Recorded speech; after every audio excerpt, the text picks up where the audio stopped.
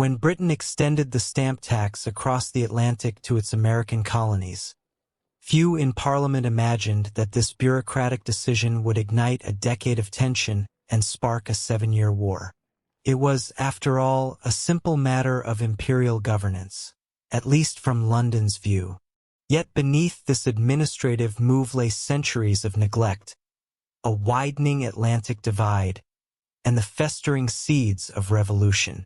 Throughout the early 18th century, Britain's American colonies enjoyed an era known as salutary neglect, a period of loose governance where local legislatures thrived, taxes were low or unenforced, and elected assemblies handled the day-to-day realities of colonial life. London, burdened by more profitable interests in the Caribbean and fur-rich Canada, had little reason to micromanage these distant outposts. And the colonists, reveling in self-rule and the rights of Englishmen, preferred it that way. However, the end of the French and Indian War in 1763 altered this balance irreversibly. With France ousted from most of North America, Britain inherited vast new territories and the burdens that came with them. Maintaining peace with indigenous nations, protecting fur trade routes, and managing growing colonial ambition west of the Appalachians. London's desire for stability clashed directly with settlers' hunger for land, and nowhere was this tension more apparent than in the Royal Proclamation of 1763. This decree, while framed as a peace offering to native tribes, essentially blocked colonial expansion into the Ohio Valley, land many colonists believed they had fought for and earned. For many in America, this wasn't a diplomatic necessity, but a betrayal of blood spilled and promises broken. Then came the issue of money.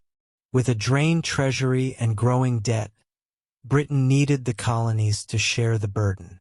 The Sugar Act of 1764 passed quietly, but the Stamp Act of 1765 changed everything. This direct tax on printed materials, from legal documents to playing cards, was not only a financial imposition, it was an existential threat to colonial self-governance. Resistance was swift and, in many places, violent. In Boston, street protests morphed into riots. Tax collectors were tarred and feathered. In New York, colonial merchants led boycotts of British goods, a defiance that would ripple across the colonies. Most importantly, the Stamp Act Congress convened in October 1765, uniting representatives from 9 colonies. Their joint declaration of rights and grievances marked one of the earliest collective American stances against British authority. Parliament was stunned but did not waver. It repealed the Stamp Act, yes, but simultaneously passed the Declaratory Act, asserting its supreme right to legislate for the colonies in all cases whatsoever. The fuse had been lit. Over the next decade, tensions mounted. The Townshend Acts of 1767 introduced more taxes, this time on essentials like glass, lead, paint, and tea. Once again, resistance followed. Smuggling, boycotts, protests, and eventually violence. The occupation of Boston by British troops in 1768 only poured oil on the fire. And then, in 1770, came the Boston Massacre. A confrontation between British soldiers and angry colonists turned deadly. The deaths of 5 civilians were immortalized in Paul Revere's now iconic engraving, a piece of masterful propaganda that turned colonial anger into something far more organized and enduring. Yet even amid the turmoil, many still hoped for reconciliation. The idea of full independence was unthinkable to most. Colonists were still British subjects, after all. But loyalty was waning. Each tax, each crackdown, each insult to colonial assemblies shifted public opinion. The continental identity began to solidify, not as a mere extension of Britain, but as something new. In 1773, the Tea Act became the next flashpoint. Though it lowered the price of tea, it maintained the principle that Parliament could tax the colonies. For Bostonians, it was a trap, one they answered by dumping 342 chests of tea into the harbor in an act that stunned the world, the Boston Tea Party. London's response was swift and severe. The coercive acts, branded in America as the Intolerable Acts, closed Boston's port, gutted Massachusetts' autonomy, and placed the colony under direct military rule. Meanwhile, the Quebec Act, granting expansive rights to French Catholics and extending Quebec's borders southward into lands claimed by colonists, sparked fury across religious and political lines. What had begun as protest was rapidly becoming revolution. In September 1774, 12 colonies sent delegates to Philadelphia for the First Continental Congress. Georgia, still unsure of its stance, stayed home. There, they petitioned the king, coordinated a boycott of British goods, and agreed to reconvene if their grievances weren't addressed. They weren't. Unbeknownst to the Parliament and the Crown, the colonies had already begun to move beyond words. Militias drilled. Powder was stored. Networks of resistance, like the Sons of Liberty and the Committees of Correspondence, prepared for a storm.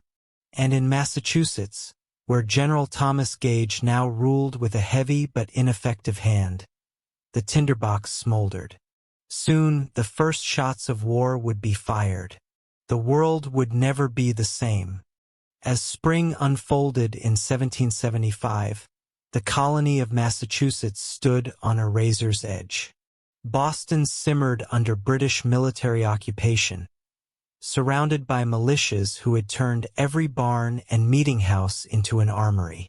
General Thomas Gage, the man charged with enforcing the Crown's will, had the unenviable task of imposing order with too few troops and dwindling control over the countryside. Tensions were no longer hypothetical. They were tangible, taut, and humming with violence. Gage, who had lived in America for years and sympathized with many colonial grievances, nonetheless obeyed his orders. On February 9, 1775, King George III had declared that Massachusetts was in open rebellion. Parliament followed with instructions: disarm the militias, arrest the ringleaders, and restore imperial authority. But how? The American countryside was alive with whispers, riders, and spies. Every British movement was observed, recorded, and reported. On the night of April 18, 1775, Gage rolled the dice. He dispatched a column of 700 soldiers, elite light infantry and grenadiers, to slip across the Charles River and march under darkness toward the town of Concord. Their objective was to seize and destroy military supplies cached by the local militia. To cloak their movements, mounted patrols were sent ahead to cut off communications and detain messengers. But Gage had underestimated the colonial intelligence network. Within hours of the British setting out, two riders, Paul Revere and William Dawes, were already galloping across the night-shrouded countryside, warning militia leaders like Samuel Adams and John Hancock, who were hiding in Lexington. The alarm system, built over years of resistance, was fully activated. Church bells rang. Guns fired into the air. Riders spread outward like ripples in a pond. The countryside was awake. By dawn on April 19th, the British vanguard reached Lexington. There, waiting on the village green, stood about 80 militiamen. They weren't blocking the road. They were simply present, a symbol of resistance.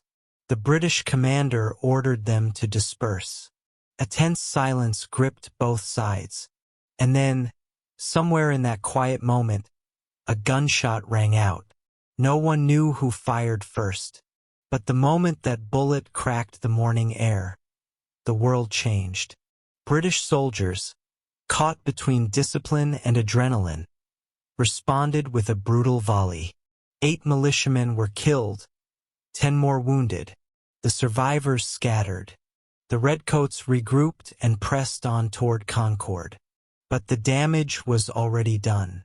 By the time the British reached Concord, the militias had melted away, only to return in greater numbers. The stores of weapons they had come for were already removed or hidden. At the North Bridge, 400 colonial militiamen gathered. The British had taken the bridge earlier in the morning, but now faced a rising tide of armed farmers and tradesmen. Once again a shot was fired, again its origin lost to time, and the two sides erupted. This time the Americans returned fire, forcing the British light infantry to retreat in disarray. The illusion of British invincibility cracked. With their objective unmet and their retreat path now perilous, the British column began the long march back to Boston. But they were not marching alone.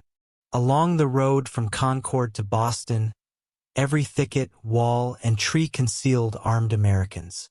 As the British staggered back under the rising sun, they were harried at every step. The retreat turned into a running gauntlet. Sniper fire erupted from all sides. Ambushes unfolded at every bend. Chaos, exhaustion, and panic seized the ranks. By the time the battered column finally reached the safety of reinforcements near Charlestown, nearly 300 British soldiers had been killed or wounded. Boston was now under siege. In a single day, the uneasy stalemate had erupted into open war. The British Army, once considered untouchable, had been bloodied by local militia. The colonies, once divided in purpose, had found unity in gunfire and sacrifice. In London, the news was met with disbelief. What was once dismissed as a fringe disturbance had now escalated into full-blown rebellion. Parliament hardened. The king's patience evaporated. There would be no negotiation, only suppression. But the Americans weren't waiting. Militia from across New England swarmed the countryside, forming a loose ring around Boston. Roads were blockaded. Supply lines cut. Volunteers streamed in from Connecticut, Rhode Island, and New Hampshire. A rough but determined army was being born in the hills and fields of Massachusetts.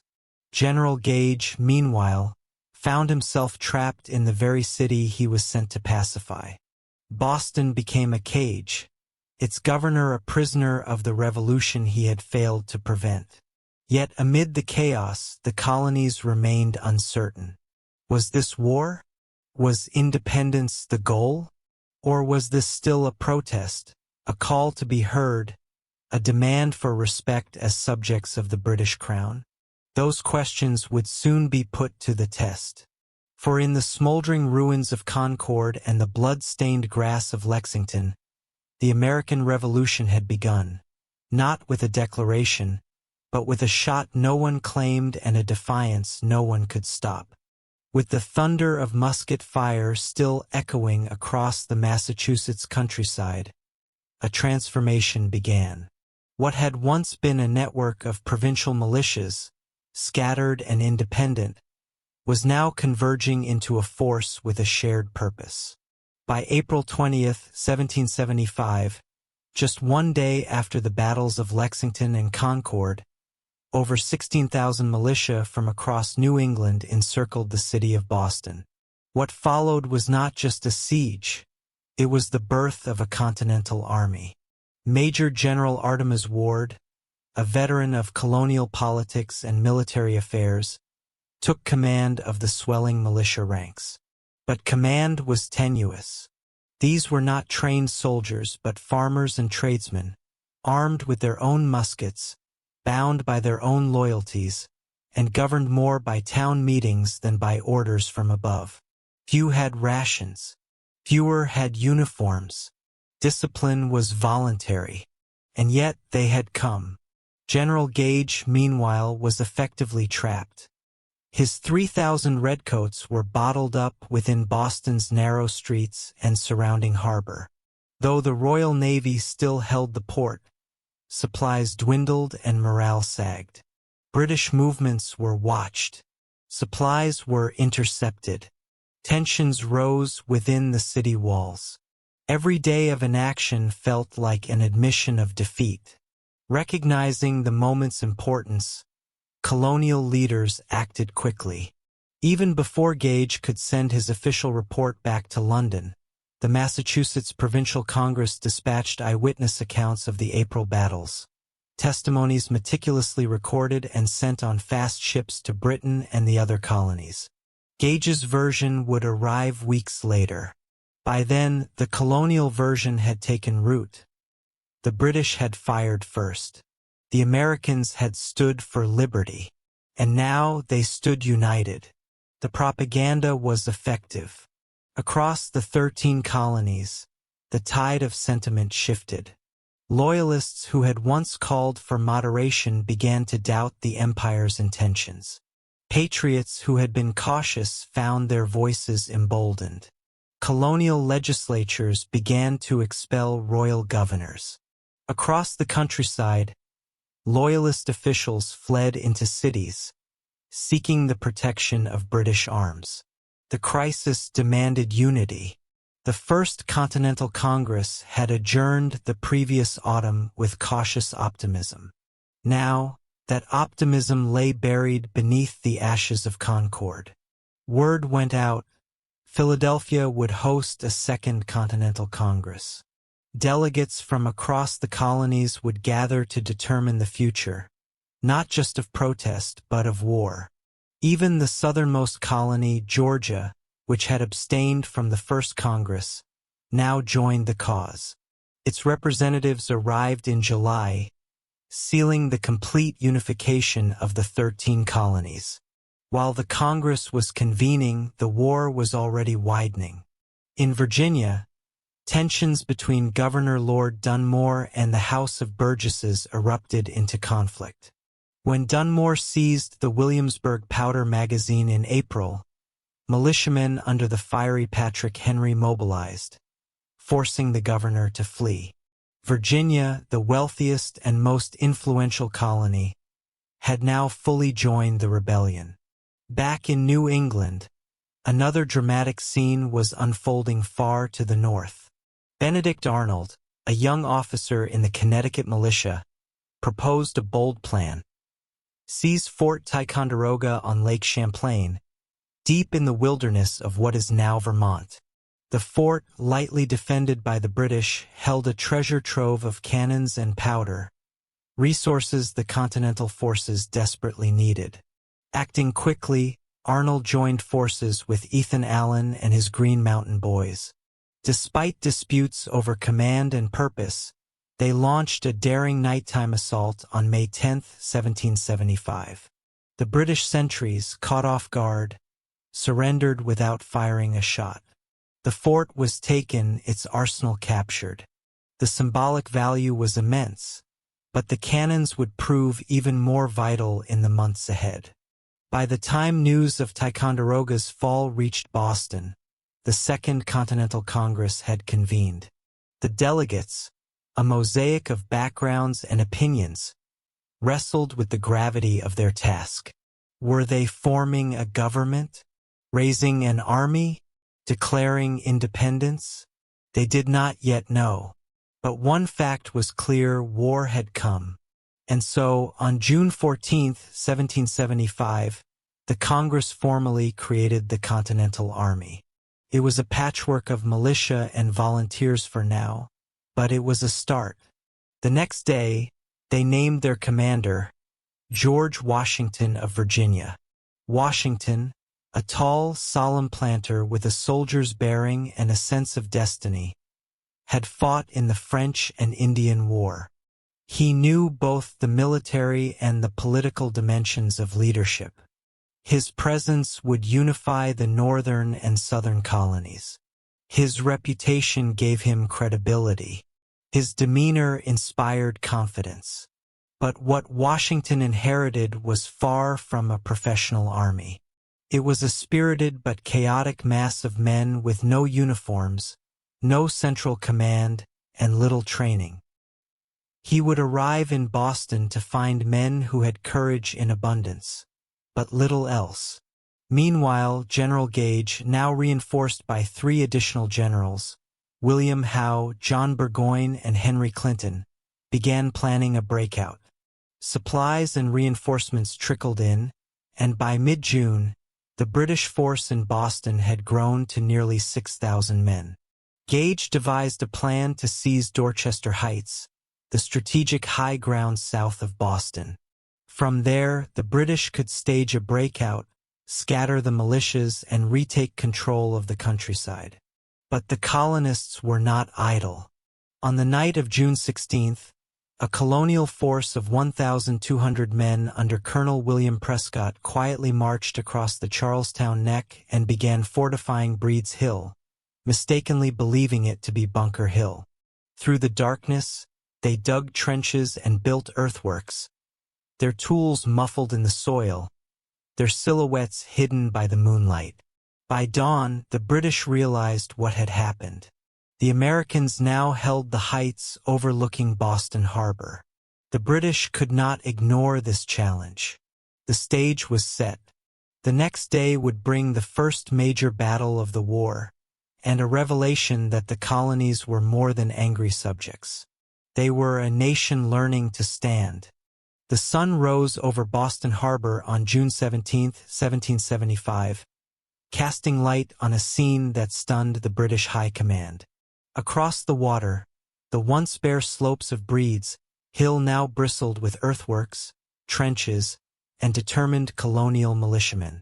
Overnight, under the cover of darkness, these rebel forces had transformed the ridge into a fortress.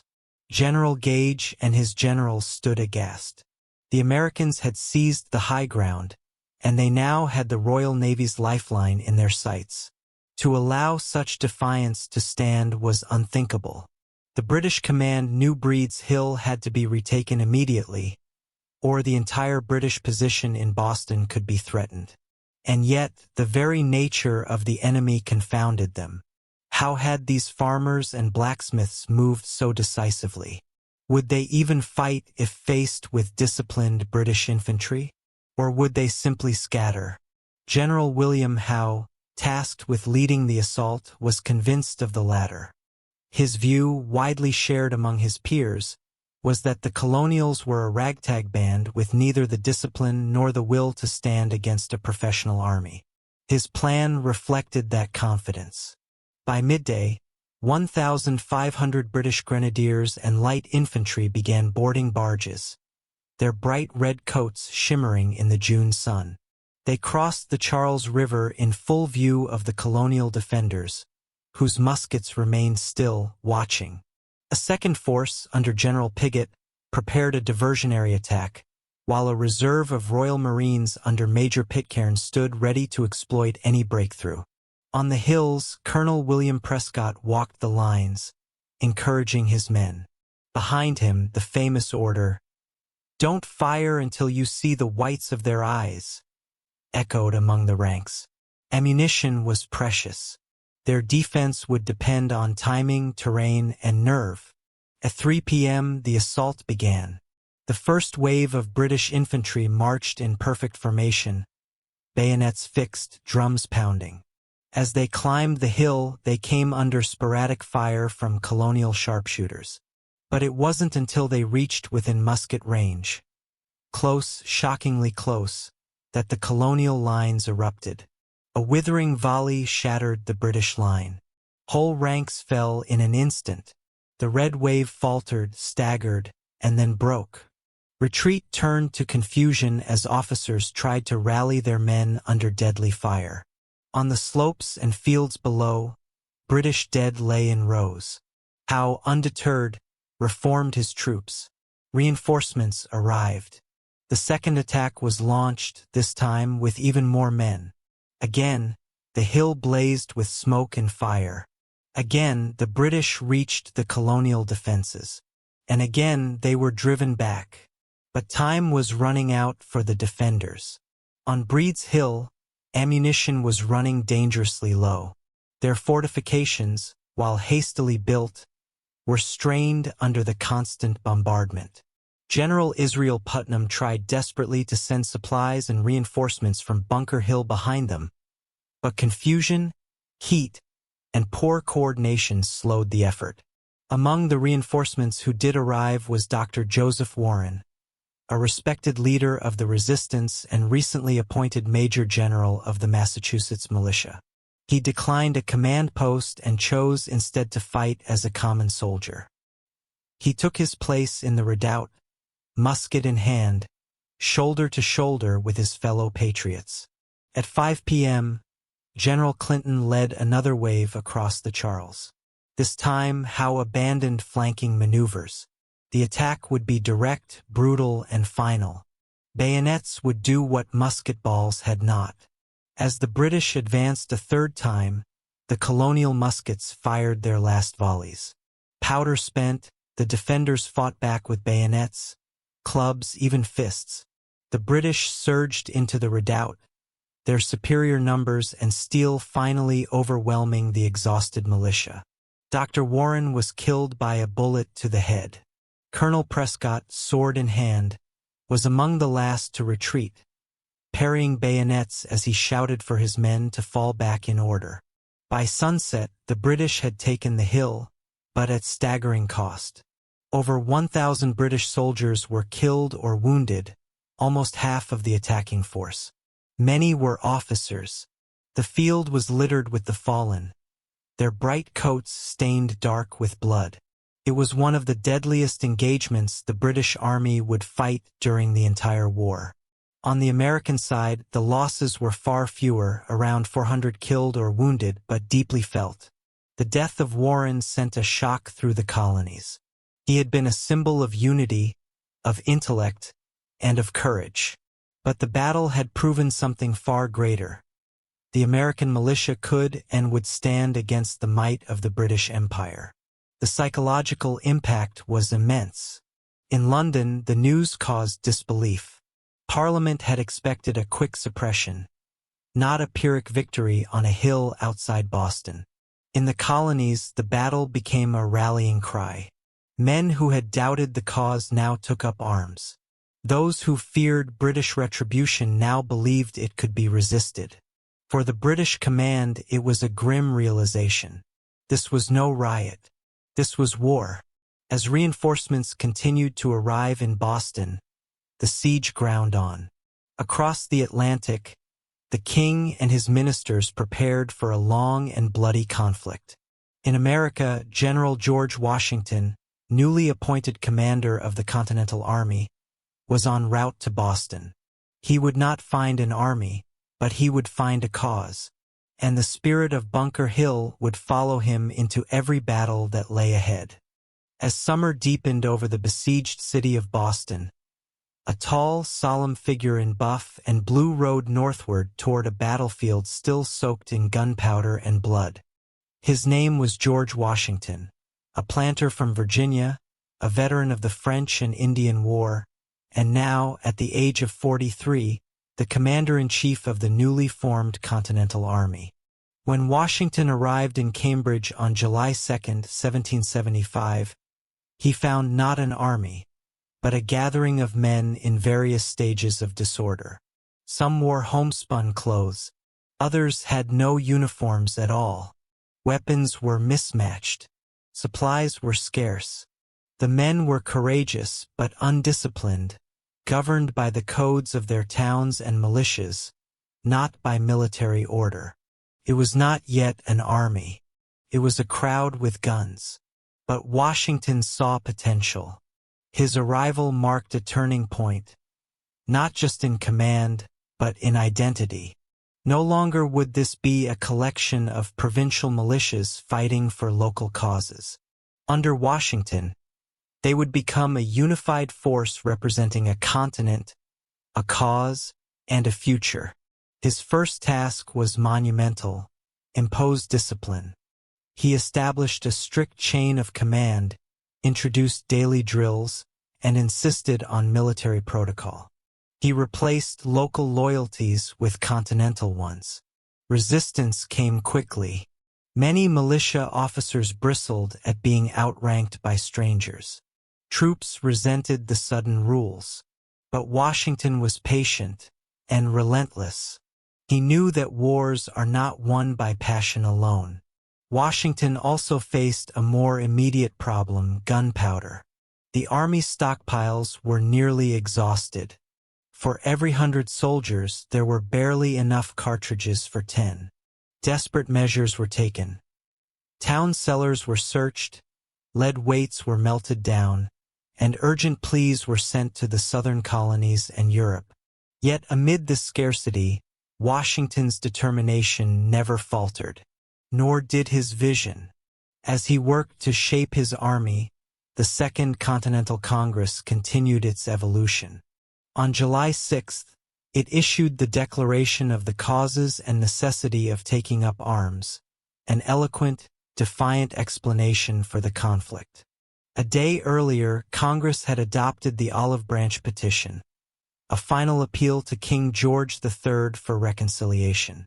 But that appeal would fall on deaf ears. In London, the king had already hardened his stance. To him, the rebellion was treason.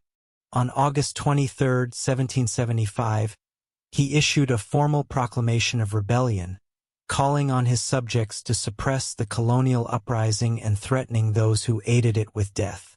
The Olive Branch Petition, when it arrived, was ignored. The war would now be fought to the bitter end. Washington, knowing that time was against him, sought to end the siege of Boston swiftly. But the British, though bottled up, were well defended and reinforced by naval superiority. A frontal assault would be suicidal. Yet there was a solution: high ground and heavy artillery. Fort Ticonderoga, hundreds of miles to the north, held the cannons he needed. But moving them through the winter mountains seemed impossible. Enter Henry Knox, a 25-year-old former bookseller with no military engineering experience, but boundless resolve. Washington tasked him with retrieving the cannons. Knox accepted without hesitation. In December, Knox and his men began what would become one of the most incredible feats of the Revolution. Over 40 days, they hauled 59 heavy artillery pieces, some weighing over 5,000 pounds, across frozen rivers, snow-drenched valleys, and mountainous terrain. They called it the Noble Train of Artillery. By late January 1776, the cannons arrived at Washington's headquarters in Cambridge. The tide of the siege was about to turn. Washington chose his moment carefully. On the night of March 4, 1776, under the cover of a diversionary bombardment, 2,500 Continental troops occupied Dorchester Heights. Working through the night, they constructed formidable fortifications using logs, hay bales, and the newly arrived cannons. By dawn, the British awoke to find the heights bristling with artillery, aimed directly at the city and the harbor. General Howe, now in command of British forces, faced a dilemma. An assault on the heights would mirror the catastrophe of Bunker Hill. But leaving them untouched meant surrendering control of Boston. Howe prepared a counterattack. Nature had other plans. A sudden snowstorm swept through the harbor, delaying the British response. By the time the weather cleared, the American positions were too strong. On March 17th, Evacuation Day, the British fleet, along with more than 1,000 Loyalists, sailed from Boston to Halifax, Nova Scotia. Washington entered the city victorious. It was a triumph without a formal battle. The British, who had once commanded Boston with impunity, had been driven out by determination, logistics, and the daring of a few visionaries. The victory electrified the colonies. For the first time, the Revolution had a decisive and symbolic win. But Washington knew the war was far from over. The next British target was already clear: New York. Even as Boston celebrated, new orders were issued. The Continental Army would march south. The defenses of Manhattan would be prepared. And the shadow of the British Empire loomed once again on the horizon. Yet something had changed subtly but powerfully. A man now led a real army. 13 colonies had become one voice, and the dream of liberty, once whispered in taverns and pamphlets, was now carried on marching boots and cannon wheels. The American Revolution had begun in chaos, but it was finding its purpose. The glow of victory in Boston faded quickly as General George Washington turned his attention to the looming threat. New York. With its deep harbor, vast coastlines, and commanding rivers, New York was the jewel of the eastern seaboard, and both the Americans and the British knew it. In early April 1776, Washington arrived in Manhattan to prepare its defense. He found a city divided in loyalty, a fragile Continental Army still learning the discipline of war, and a geography that was nearly indefensible. New York was a city of islands, rivers, and inlets. Once the Royal Navy controlled the waters, as it inevitably would, British troops could land nearly anywhere. Washington had to prepare for an attack from every direction, often with forces too small to hold even one. He ordered fortifications on Brooklyn Heights, Governor's Island, and along the East and Hudson rivers. He strung chains across key waterways and built redoubts at likely landing points. But no amount of entrenchment could mask the underlying problem. His army, though brave, was inexperienced, undersupplied, and dangerously overstretched. Meanwhile, the British were coming. By midsummer, the largest expeditionary force Britain had ever launched began arriving at Staten Island. Over 32,000 troops, supported by more than 400 ships, gathered under the command of General William Howe and his brother, Admiral Richard Howe. They came not only with soldiers, but with German auxiliaries, Hessian mercenaries recruited from the German states of Hesse-Kassel and Hesse-Hanau. The message was clear. This was no police action. This was total war. And yet, before the first musket was fired, the Howe brothers attempted a diplomatic resolution. They reached out to the Continental Congress, offering pardons and reconciliation if the colonies would lay down their arms. But the mood in America had changed. The bloodshed in Massachusetts, the King's refusal to receive the Olive Branch petition, and the arrival of foreign troops convinced many that reconciliation was no longer possible. Just weeks earlier, on July 4, 1776, the Continental Congress had declared independence. There would be no turning back. The Howe's offer was rejected, and so war resumed. On August 22nd, British troops landed on Long Island, beginning the campaign in earnest. Washington rushed forces under Generals Israel Putnam and William Alexander to defend Brooklyn Heights, hoping to hold the heights and prevent the enemy from taking Manhattan. But on August 27th, the Battle of Long Island began, and the American lines crumbled. Using superior numbers and flanking maneuvers, Howe's forces attacked from multiple directions. American troops, poorly positioned and confused by terrain, found themselves caught in a trap. Entire units were surrounded. Hundreds were captured. Chaos reigned as men tried to retreat across the Gowanus Marsh under musket and cannon fire. Only a heroic stand by a group known as the Maryland 400, young soldiers who charged repeatedly into overwhelming British fire, allowed the main body of the Continental Army to escape. Washington recognized that holding Brooklyn was now impossible. But retreat seemed just as dangerous. The East River was watched by the Royal Navy, and the British Army loomed only a few miles away. Then, a miracle. On the night of August 29th, Under the cover of fog and complete silence, Washington organized one of the most daring evacuations in military history. Throughout the night, boats ferried thousands of soldiers from Brooklyn to Manhattan, row after row, silently crossing the river. By morning, every man, horse, and cannon was safely away. Not a single life was lost during the retreat. Though defeated in battle, Washington had preserved the army. But New York itself could not be saved. In September, the British landed in Manhattan and began their occupation. Skirmishes followed, including the Battle of Harlem Heights and the loss of Fort Washington and Fort Lee, which cost the Americans nearly 3,000 prisoners. The British now controlled New York City, a strategic and symbolic blow to the Continental cause. The defeats revealed deeper problems: divisions among the generals, lack of coordination, and the vulnerability of militias and used to long campaigns.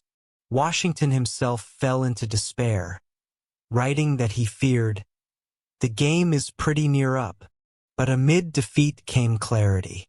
The war would not be won by defending cities or fighting formal battles. It would be won by endurance, by outlasting the British, and by making the price of conquest too high.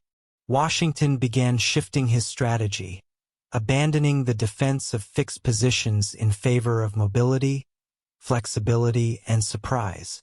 Even as British troops celebrated in New York, the seeds of American resilience were already taking root. And soon, as winter approached, Washington would strike back. In the bleak snow and silence of December, he would cross the Delaware River and remind the world that the Revolution was far from over. By December 1776, the American Revolution teetered on the edge of collapse. New York was lost. The Continental Army had been chased across New Jersey, reduced from thousands to a mere shadow of itself. Morale was crumbling. Desertions were rising. Enlistments were expiring at the year's end. Congress, fearing British capture, had fled Philadelphia. In London, British officials confidently assumed the rebellion would dissolve before spring. But they had not reckoned with George Washington's resolve. Camped on the western bank of the Delaware River, Washington saw beyond the defeats. He understood that victory was not just about territory. It was about perception, hope, and momentum. If the army disbanded without a fight, the revolution would die not in blood, but in silence. He needed a victory, a symbol, a shock. The plan he conceived was as desperate as it was daring. On Christmas night, 1776, Washington would lead a surprise attack across the ice-choked Delaware River. His target was Trenton, New Jersey, a town garrisoned by roughly 1,400 Hessian mercenaries. They were professional soldiers, but after weeks of occupying a sleepy town, their guard had lowered. The British believed winter had ended the campaign. So did the Hessians. Washington would prove them wrong. The crossing was grueling. The weather turned violent, with freezing rain and sleet. Ice floes blocked the river. Horses and artillery had to be hauled onto boats. Some units failed to cross entirely. But Washington pressed on. By 4 a.m. on December 26th, 2,400 men were across. The march to Trenton was silent but brutal. Many soldiers lacked boots, wrapping their feet in rags. Blood marked their trail through the snow. Yet the column advanced, urged on by the knowledge that this might be their last chance to turn the war. As dawn broke, the Americans struck. The Hessians, caught in a post-Christmas slumber, were utterly unprepared. Cannon fire echoed through the town as Washington's forces surrounded it from three sides. Fighting raged in the streets, but it was over quickly.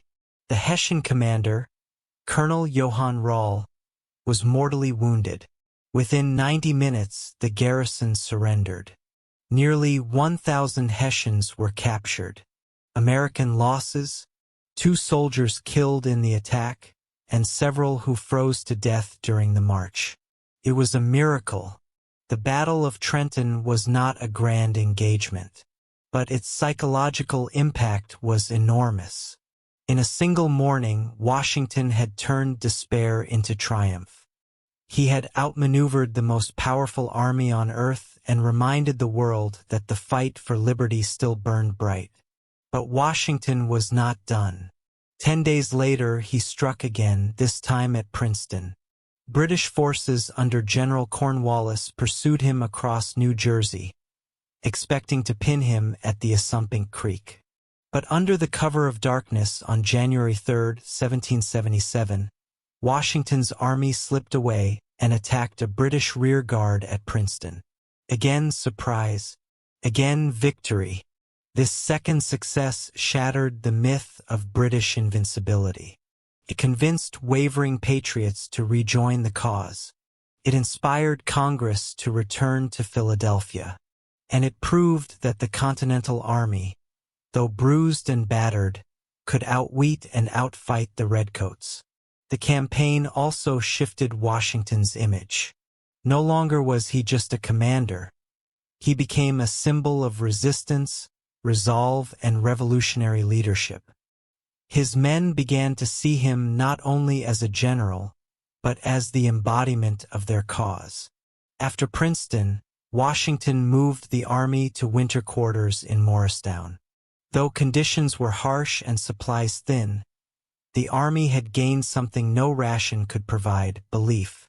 Belief that they could survive, that they could win. The British, meanwhile, fell back into defensive positions, stunned by the rapid reversal of fortune. In London, the confidence that had followed the capture of New York gave way to confusion. Parliament began to question the cost of victory. Diplomats in Europe watched closely. America had not been conquered. It had been reborn in the snow. The year 1776 had opened with colonial rebellion. It ended with a fledgling nation finding its identity, not through declarations alone, but through the desperate courage of men crossing an icy river under the cloak of night. From the embers of Trenton and Princeton, the American Revolution reignited. And though the war would rage for years to come, its soul had been secured on those bitter winter roads. The winter victories at Trenton and Princeton had breathed life into the American Revolution. But the spring of 1777 brought new challenges, and with them new ambitions from the British High Command. In London, Secretary of State George Germain approved an ambitious campaign designed to crush the rebellion by severing New England from the rest of the colonies. The plan called for a 3-pronged advance. General John Burgoyne would march south from Canada along the Hudson River. Colonel Barry Street Ledger would move east from Lake Ontario through the Mohawk Valley. General William Howe would move north from New York City to meet them in Albany. Once executed, this strategy would isolate New England, the beating heart of the rebellion, and allow Britain to reconquer the colonies in pieces. It was bold, elegant, and utterly flawed. The problem was coordination. Burgoyne, confident and theatrical, began his march in June with a force of nearly 8,000 British and German troops, plus native allies and Canadian militia. His advance was methodical but slow, slowed further by dense wilderness, destroyed roads, and American sharpshooters harassing from the trees. He took Fort Ticonderoga with little resistance, causing alarm across the colonies. But that early success was misleading. As Burgoyne pushed south, his problems multiplied. Supply lines were stretched thin. The terrain became a swampy, tangled maze. Horses died. Wagons broke. The local population, far from welcoming the British as liberators, turned hostile. And worst of all, Howe never came. General Howe had abandoned the original plan. Instead of marching north to Albany, he set his sights on Philadelphia, the rebel capital. Without informing Burgoyne or Germain in a timely manner, Howe launched an entirely separate campaign, leaving Burgoyne isolated in the north. As Burgoyne struggled south, St. Leger's advance from the west collapsed. At Fort Stanwix, American forces under General Benedict Arnold, still a hero at this stage, outmaneuvered and bluffed the British into retreating. Native allies fled. The western pincer was broken. Now alone, Burgoyne pushed toward Saratoga.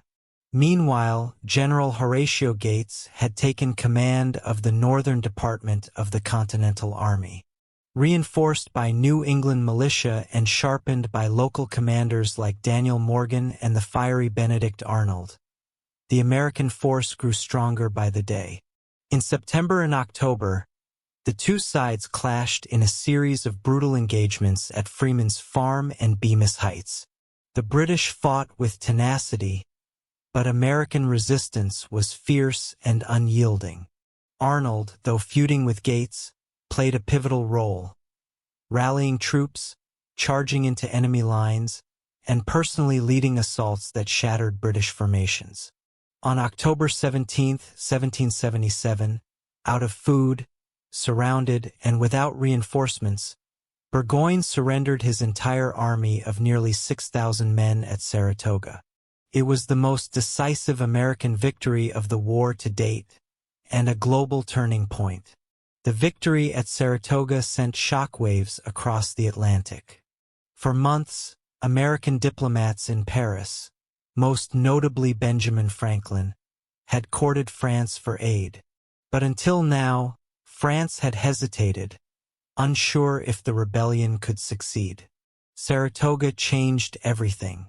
In February 1778, France formally allied with the United States, recognizing its independence and declaring war on Britain.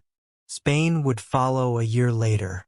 What began as a colonial rebellion was now a global war.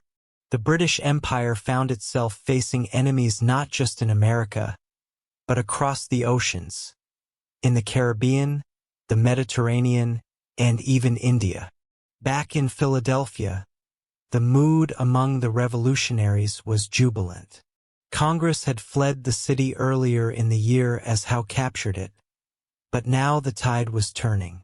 British victory no longer seemed inevitable. American independence no longer seemed impossible. But beneath the celebration, cracks remained. General Washington, encamped at Valley Forge for the winter, knew that the army, ragged, hungry, and often unpaid, could still fall apart. Morale, discipline, and supply were as critical as ever.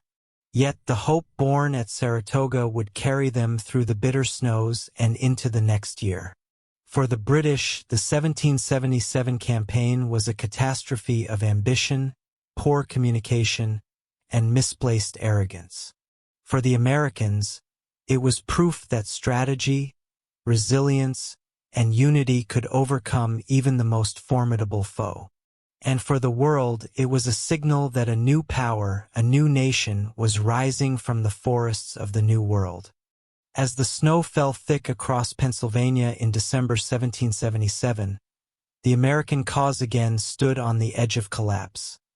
Not because of an enemy on the battlefield, but because of hunger, disease, and despair. After British forces captured Philadelphia, the Continental Congress was forced into exile, and General George Washington moved his army west to winter quarters. He chose a plateau along the Schuylkill River known as Valley Forge, a place defensible, near supply lines, and close enough to monitor British activity in the city. But what seemed a strategic choice soon revealed itself to be a crucible. The soldiers who arrived at Valley Forge were already battered from a year of defeats, exhausting marches, and poor rations. Many wore rags. Hundreds had no shoes, their blood marking the snow. Tents were scarce, fires hard to maintain, and the bitter winter winds tore through the encampment with merciless fury. Within weeks, dysentery, pneumonia, and smallpox swept through the camp. At its worst, up to a quarter of Washington's army was incapacitated. Food shortages became so severe that some men resorted to boiling their leather belts and shoes for sustenance. Morale plummeted. Desertions increased. And yet they stayed. Washington's own leadership became the glue that held the army together. He shared in his soldiers' sufferings, walked among them, listened to their grievances, and wrote desperate letters to Congress begging for supplies. He refused to abandon his post, even as political opponents whispered in backrooms of replacing him. There were even movements within Congress to elevate General Horatio Gates, fresh off his victory at Saratoga, as commander-in-chief. But Washington held fast, and help in time arrived not just in the form of wagons filled with food and coats, but in the form of two men who would forever change the Continental Army. The first was Nathaniel Greene, a Rhode Island general with a keen mind for logistics. Appointed as quartermaster general, Greene transformed the supply system. He implemented new procedures, repaired transport routes, and stabilized the flow of resources. It wasn't perfect, but it was enough. The second, and perhaps the most unexpected, was a Prussian military officer named Friedrich Wilhelm von Steuben. Baron von Steuben arrived at Valley Forge in February 1778 with little English, a forged resume, and an eccentric personality. But he had one thing that Washington desperately needed: the discipline of the Old World Army. Von Steuben drilled the soldiers relentlessly. He reorganized their formations, simplified their maneuvers, standardized their weapons handling, and taught them how to fight as a single professional force. What began as chaos slowly transformed into cohesion. He cursed in German, French, and broken English, but the men listened. They respected him, and soon they followed him. By spring, the change was undeniable. The same soldiers who had limped into Valley Forge months earlier now marched in step, executed commands with precision, and moved as a singular force. Washington no longer led a crowd of militias, he led an army. News from abroad added fuel to their spirits. In February 1778, France formally entered the war as an American ally. The alliance brought more than prestige, it brought money, troops, and a navy. The balance of power was shifting. For the British, the alliance was a disaster. They now faced war on multiple fronts. The war in America was no longer a rebellion, it was a proxy for global conflict. And it forced them to rethink their strategy. General Howe resigned in disgrace, replaced by Sir Henry Clinton. With orders to consolidate British forces in New York and defend key coastal cities, Clinton began withdrawing from Philadelphia in June. Washington, rejuvenated and emboldened, gave chase. On June 28, 1778, the two armies clashed at the Battle of Monmouth in the sweltering New Jersey heat. The Continental Army, drilled and disciplined, stood its ground against the British in a pitched battle that stretched from dawn to dusk. Though the battle was tactically a draw, it was a psychological triumph for the Americans. The army forged in the snows of Valley Forge had proven its strength. Washington had endured criticism, conspiracies, and the very collapse of morale, and yet emerged with something more powerful than any battle flag: the unshakable loyalty of his men and the confidence of a nation. Valley Forge had not broken the army. It had tempered it, hardened it, shaped it, and from that winter forward, the British would no longer face militias or part-time rebels. They would face a Continental Army, professional, disciplined, ready. By the summer of 1778, The American Revolution was no longer a regional uprising. It had become a global war. France's formal entry into the conflict transformed the dynamics entirely. What had begun as a rebellion in 13 scattered colonies was now a direct challenge to the British Empire. Fought on multiple continents, across oceans, and in theaters as far-flung as the Caribbean, West Africa, the Mediterranean, and India. The alliance with France brought immediate benefits. French ports were open to American ships. Military aid, including muskets, gunpowder, uniforms, and funds, began flowing into the continental cause. Most significantly, France's navy posed a formidable counterbalance to British sea power, a game-changer in a war fought along thousands of miles of coastline. In July 1778, a French fleet under Admiral d'Estaing arrived off the American coast.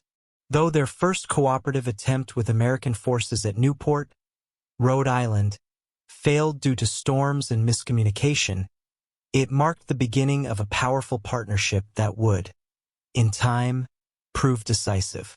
Britain, meanwhile, faced a nightmare scenario. By 1779, Spain, motivated not by sympathy for American independence, but by the opportunity to reclaim lost territories, joined France in declaring war on Britain. While Spain never formally allied with the United States, its actions stretched British resources thin. Spanish forces in the Americas launched attacks on British outposts in West Florida and the Mississippi Valley, capturing forts and threatening British trade routes in the Caribbean. The Netherlands, too, would soon be drawn into the vortex. In 1780, Britain declared war on the Dutch Republic after learning of its covert trade with the Americans. The war had now engulfed nearly every major European naval power. Back in America, the conflict took on new dimensions. Britain, realizing it could no longer rely solely on its northern campaign, shifted its focus to the south. The southern strategy was based on a gamble that Loyalist support was stronger in the southern colonies and that enslaved Africans, promised freedom in exchange for fighting, would swell British ranks.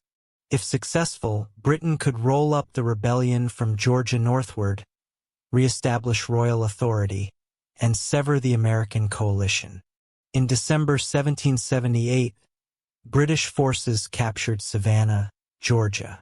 In May 1780, they struck a devastating blow by capturing Charleston, South Carolina, along with over 5,000 American troops. It was the worst American defeat of the war to that point, and it nearly shattered the Southern resistance. But as Britain pressed deeper into the interior, the war became something darker. It turned into a civil war. Loyalists and patriots clashed in brutal backcountry skirmishes. Ambushes, raids, and executions became commonplace. Families were divided, villages were burned, and guerrilla warfare, led by men like Francis "Swamp Fox" Marion, turned the Carolina swamps into battlegrounds of attrition. In the north, the conflict with Native American nations intensified. The Iroquois Confederacy, once unified, split as some tribes sided with Britain and others with the revolutionaries. Raids on frontier settlements escalated. Washington responded by sending General John Sullivan to devastate pro-British Iroquois towns in a scorched earth campaign that would echo in native memory for generations. Beyond the colonies, the war reached across oceans. In the Caribbean, French and British fleets clashed repeatedly over islands rich in sugar and trade. In India, British and French forces fought proxy battles through local rulers.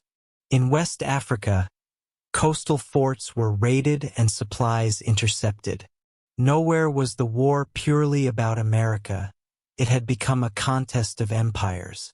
Back in London, political support for the war began to erode. Costs soared. Taxes rose. Trade dwindled.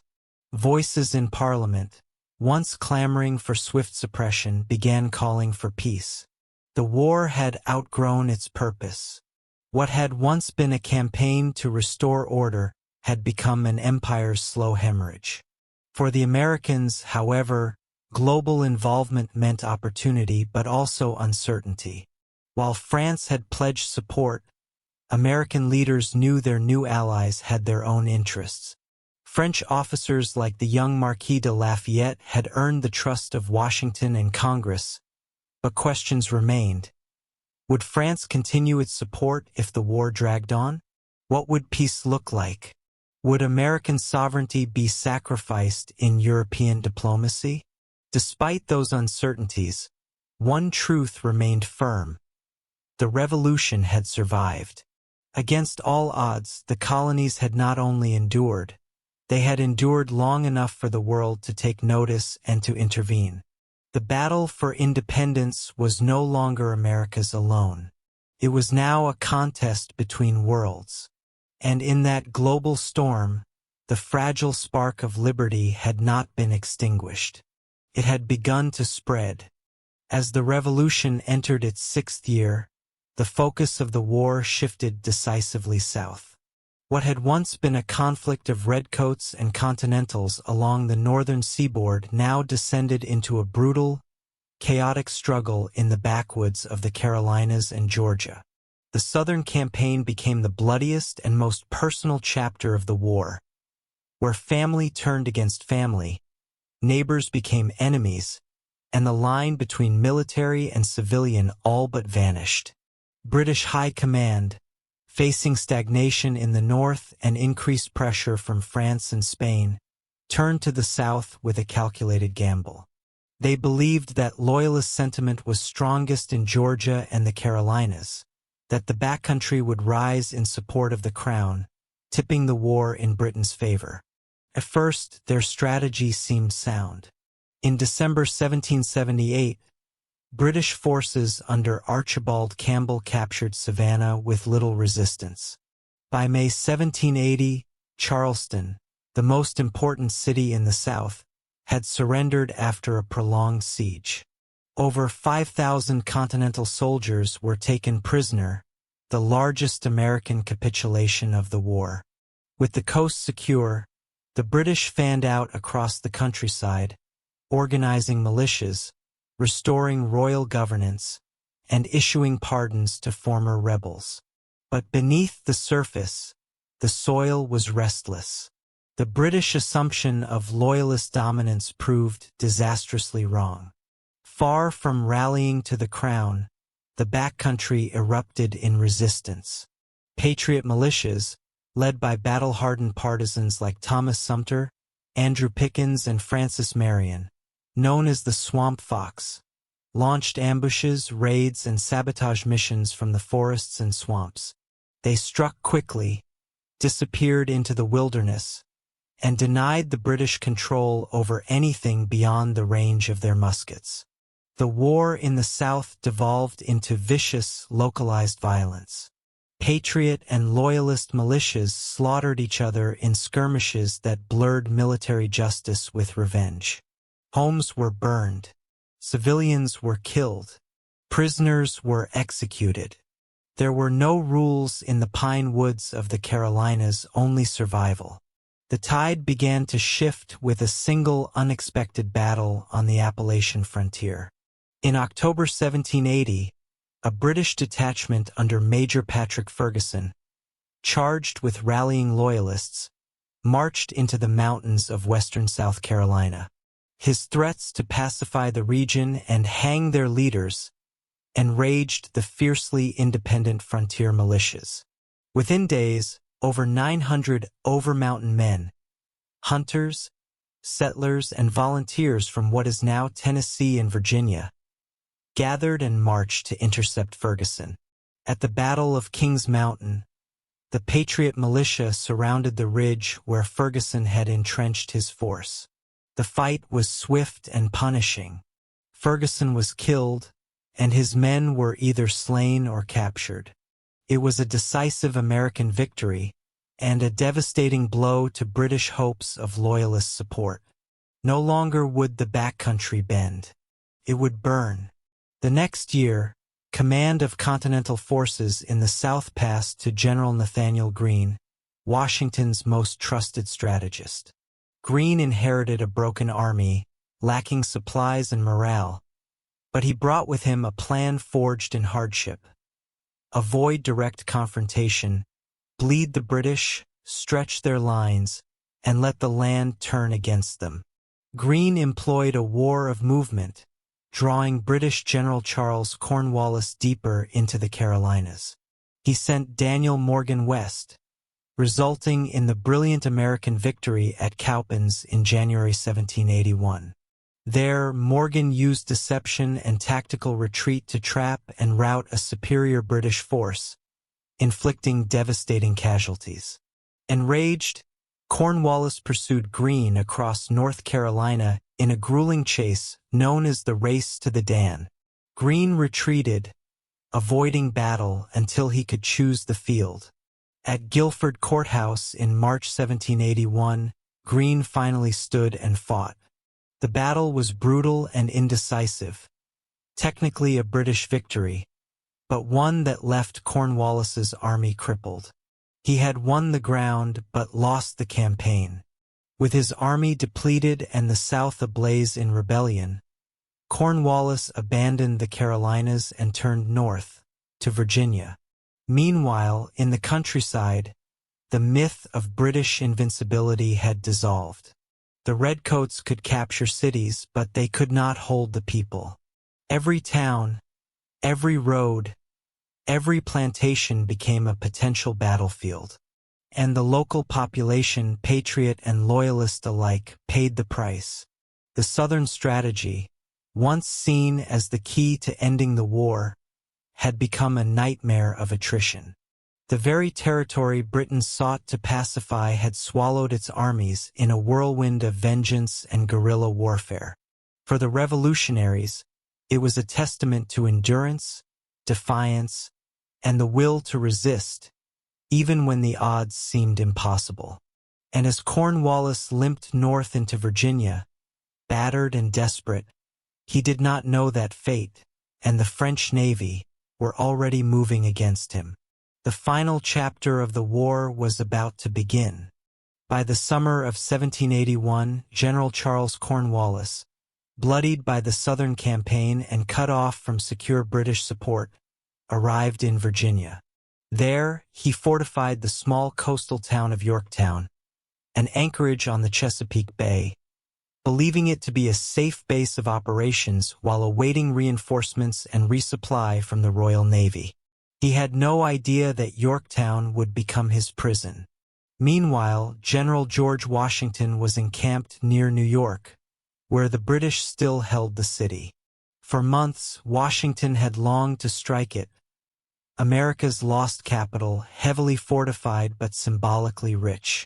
Yet the chances of success were slim. British naval superiority and troop strength made any direct assault a risk Washington couldn't afford. Then word arrived that changed everything. A French fleet under Admiral de Grasse was sailing north from the Caribbean, and its target was not New York, but the Chesapeake Bay. Simultaneously, General Rochambeau, commander of the French land forces in America, urged Washington to abandon the northern fixation and strike south. Washington seized the moment. In one of the greatest strategic deceptions of the war, he maintained the appearance of planning an attack on New York while secretly preparing to march his army south, hundreds of miles toward Virginia. Over 4,000 French troops and 2,500 Continentals began the rapid march in August 1781. Along the way, they were joined by thousands more American soldiers from the Southern campaign, including units under the command of the ever-strategic Nathanael Greene. At the same time, Admiral de Grasse entered the Chesapeake with 29 warships and blocked the bay. When a British fleet attempted to challenge him in early September, the two sides clashed in the Battle of the Capes. Though tactically inconclusive, the French held the field, and the British Navy was forced to retreat. Cornwallis was now cut off by sea and surrounded by land. By late September, over 17,000 Allied troops encircled Yorktown. The French took the left flank, the Americans the right. Trenches were dug. Artillery was rolled into position. Bombardment began. For days, Yorktown shuddered under the roar of cannons. Buildings crumbled. British defenses were smashed. Cornwallis attempted sorties, but they failed. His men, exhausted and outnumbered, were shelled relentlessly from all sides. Ammunition dwindled. Food spoiled. Sickness spread. On October 14th, American and French troops launched coordinated nighttime assaults on two key redoubts. Alexander Hamilton, then a young officer, led the charge on Redoubt 10 with fixed bayonets, taking it in 10 ferocious minutes. French troops stormed Redoubt 9 with equal valor. The path to Yorktown's inner defenses lay open. Cornwallis now faced the unthinkable. On October 17, 1781, exactly 4 years after Burgoyne's surrender at Saratoga, Cornwallis asked for terms. 2 days later, in a ceremony watched by thousands, the British Army marched between lines of American and French soldiers and surrendered. Cornwallis, feigning illness, sent his second-in-command, Charles O'Hara, who offered his sword first to Rochambeau. The French general politely deferred to Washington, who in turn had his own subordinate, Benjamin Lincoln, accept it. It was a moment heavy with symbolism. After 6 grueling years, the tide had turned definitively. Though fighting would continue in isolated pockets for months, Yorktown marked the effective end of major combat in the American Revolution. The news echoed across the Atlantic like thunder. In Paris, bells rang. In Philadelphia, Congress celebrated in candlelit parades. In London, silence fell upon Parliament. Lord North, the British Prime Minister, reportedly gasped, "Oh God, it is all over." And indeed it was. Though formal peace negotiations would stretch into 1783, the surrender at Yorktown was the final blow. The British public, weary of war and bled by defeats, no longer supported continuing the fight. Diplomats would now decide the terms of a new world. But for those who had marched through the mud, frozen at Valley Forge, and fought at Cowpens, Saratoga, and now Yorktown, it was not just a military victory.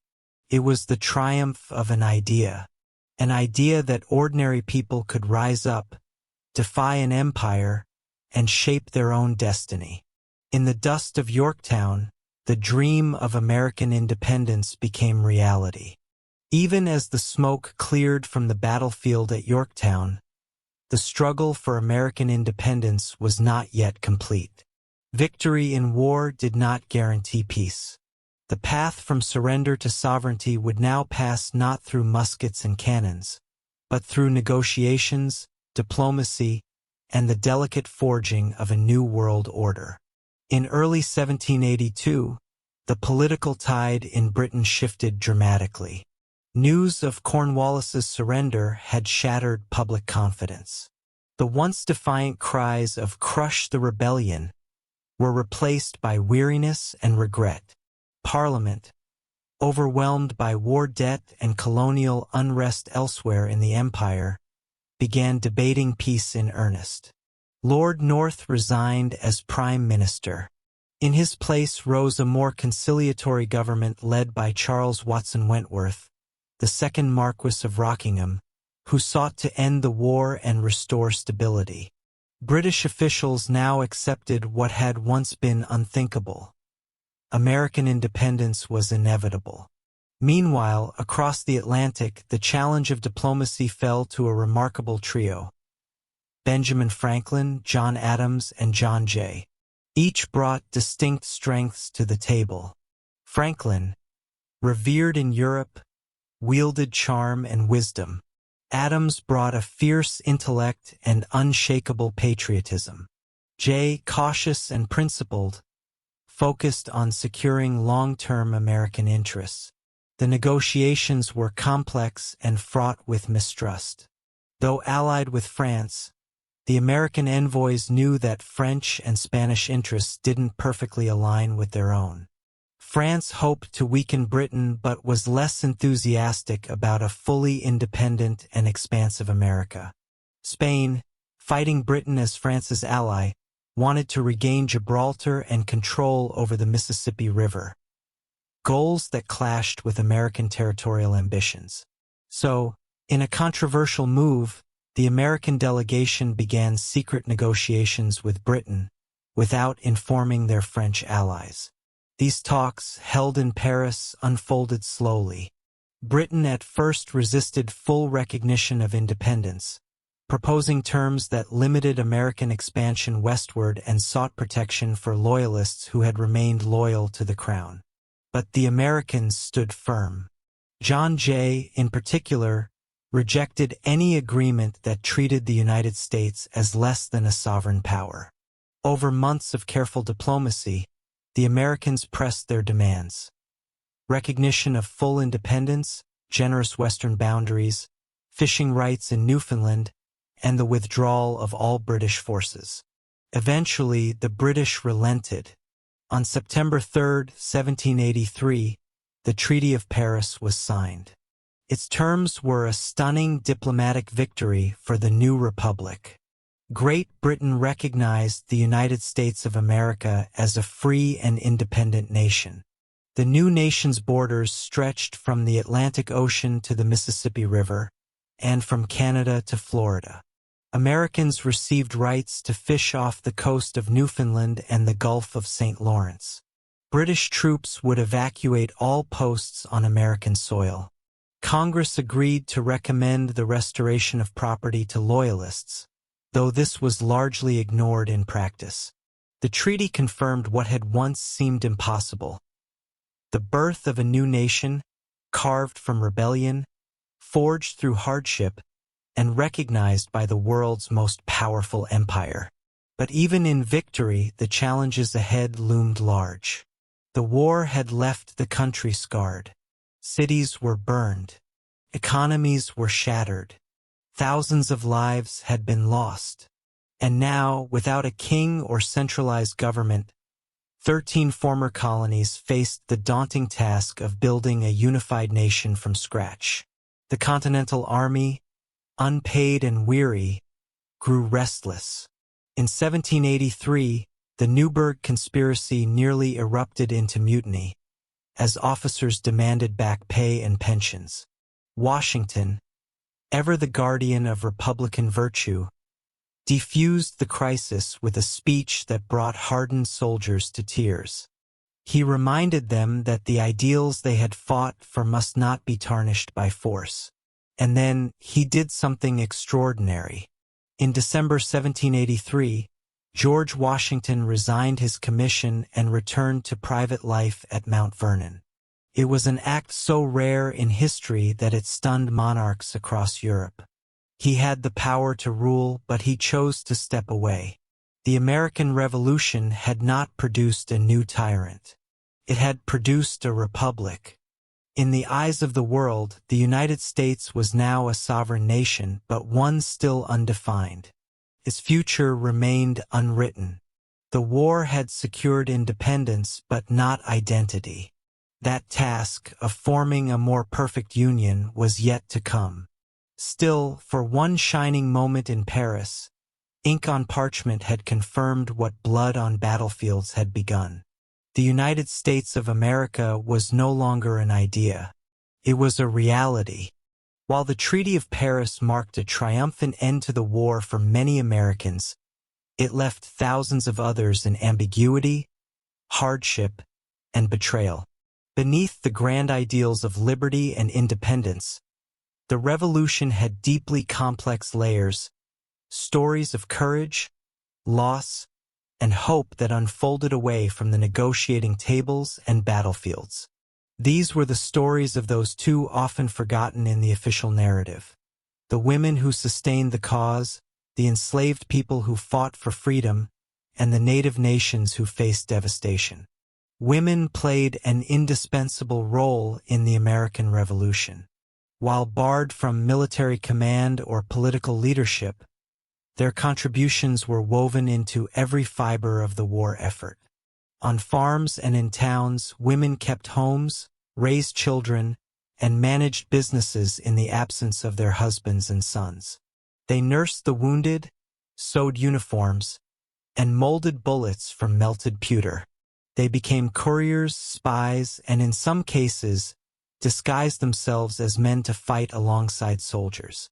Figures like Deborah Sampson, who enlisted under a male alias and served bravely in combat, and Margaret Corbin, who manned cannons after her husband was killed, are celebrated exceptions. But countless others, wives, mothers, sisters, labored in silence, bearing the weight of war without glory. And in the aftermath, these women returned to a society that still denied them political rights. Their sacrifices had been essential, yet their citizenship remained incomplete. African Americans, both enslaved and free, also saw the war as a gateway to liberty. Tens of thousands sought freedom by aligning with whichever side offered the best hope. The British, particularly under Lord Dunmore's proclamation in 1775, promised emancipation to enslaved people who fled rebel masters and joined the Crown's forces. Thousands did. They served as soldiers, laborers, guides, and scouts. For them, the war was not about taxation or representation. It was about escape from bondage. On the American side, especially in New England, African Americans also fought in the Continental Army. Units like the 1st Rhode Island Regiment were racially integrated, and soldiers like Peter Salem and James Armistead Lafayette distinguished themselves in battle and intelligence gathering. But when peace came, the promises made to Black Americans often crumbled. Many who had served the British were re-enslaved or forced into exile. Some were evacuated to Nova Scotia or resettled in Sierra Leone. For those who served the American cause, liberty remained elusive in a society built on racial hierarchy. The Revolution ignited the first real questioning of slavery in America, especially in the North. Abolitionist movements gained momentum, but in the South slavery expanded. The contradiction between liberty and bondage would remain unresolved, and eventually explode in a later generation. Native American nations, too, were deeply entangled in the conflict, and perhaps suffered the most from its outcome. Most tribes sought to remain neutral, wishing to avoid entanglement in a European war. But neutrality proved impossible. Many, like the Iroquois Confederacy, split apart, with some tribes siding with the British and others with the Americans. For many native leaders, such as Joseph Brant of the Mohawk, an alliance with Britain promised protection from colonial encroachment.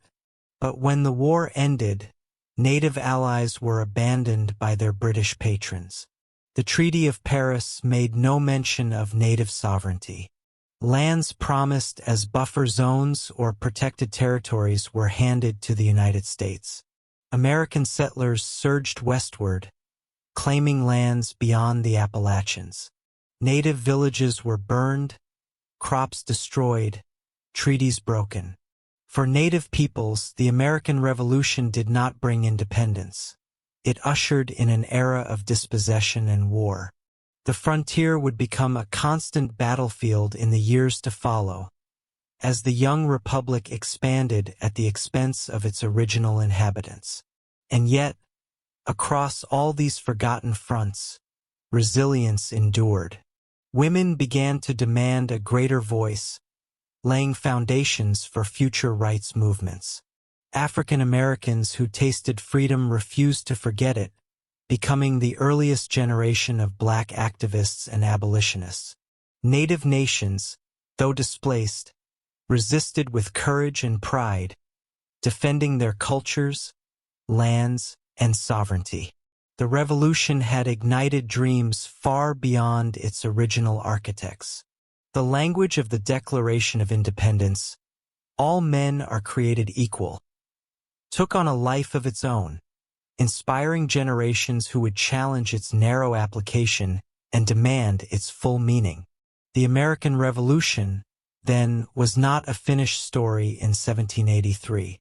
It was a beginning, a spark that lit not just a war for independence, but a wider struggle for justice, equality, and inclusion. And in that broader revolution, the voices of the forgotten would one day shape the soul of the Republic. With peace declared and British troops sailing home, the American colonies stood victorious. But beneath the celebration, a daunting reality loomed. Independence was not a conclusion. It was a beginning. 13 colonies, each with its own government, currency, and laws, now had to become a single nation. Unity, once forged by war, now faced the test of peace. The Revolutionary War had overthrown monarchy and imperial authority, but it had not answered the harder questions. What would this new nation look like? Who would lead it? How would it survive?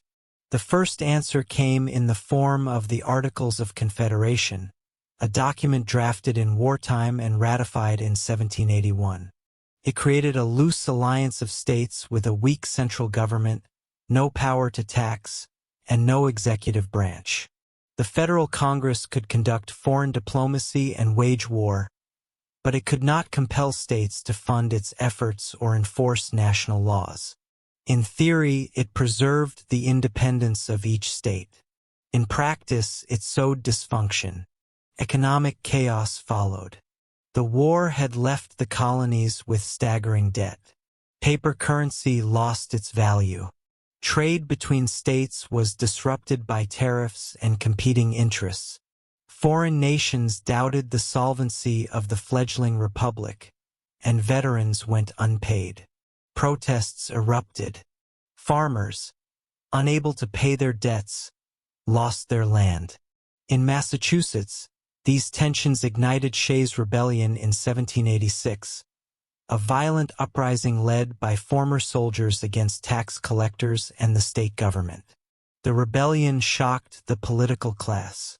If former patriots could rise in arms against their own state, was the revolution unraveling?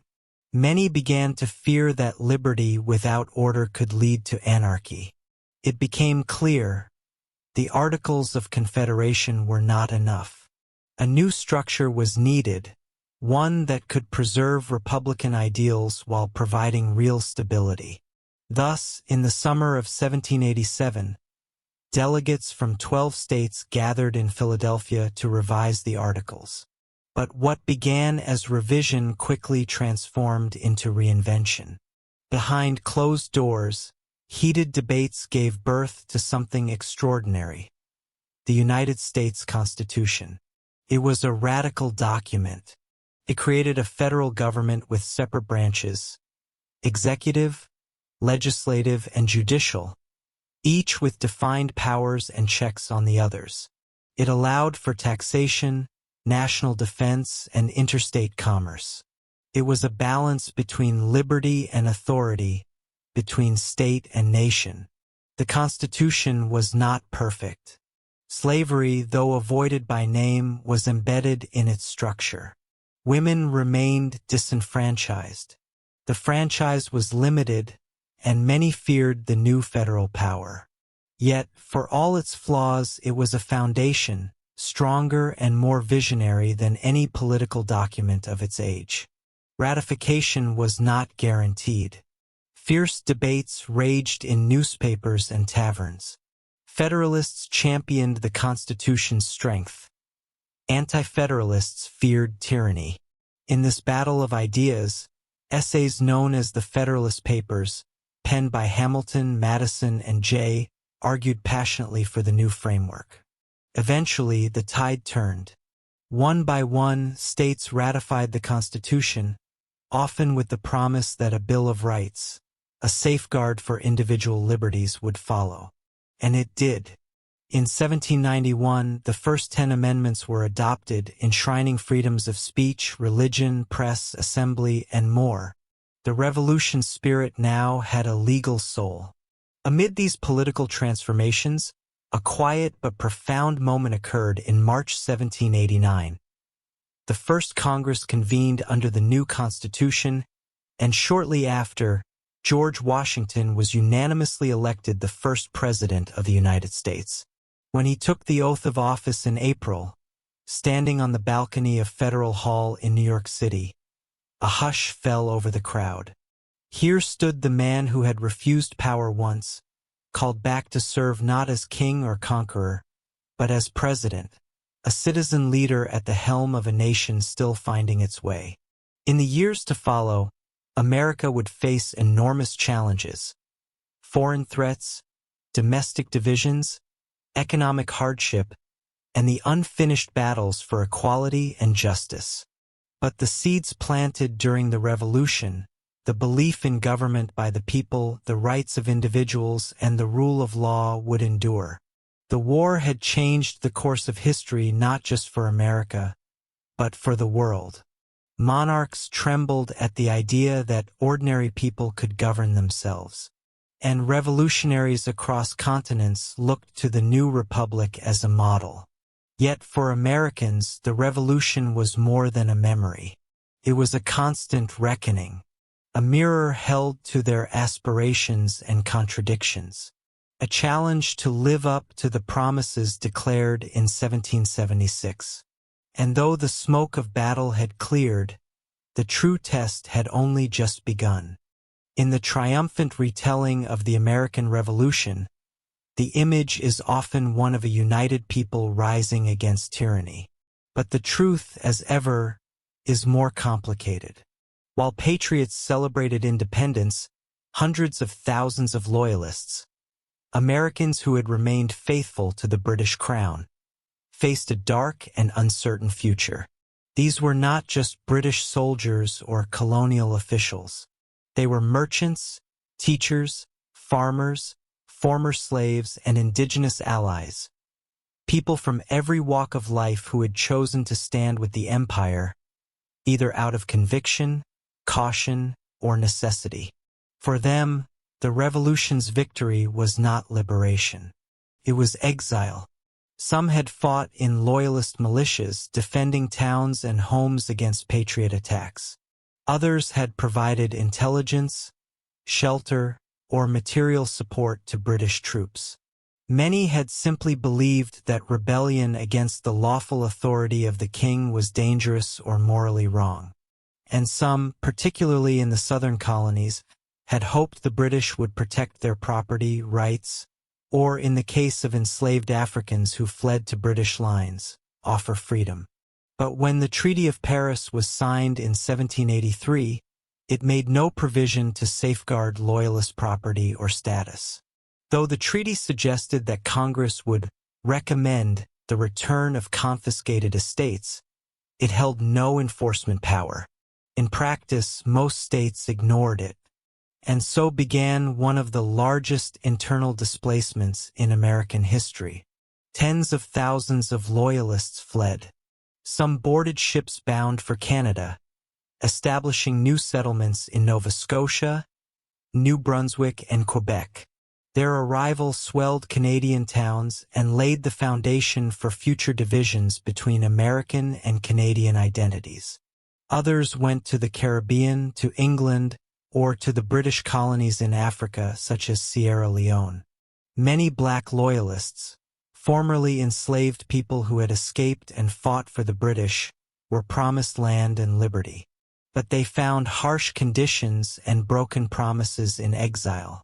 Some remained in America, trying to rebuild lives amid communities that viewed them as traitors.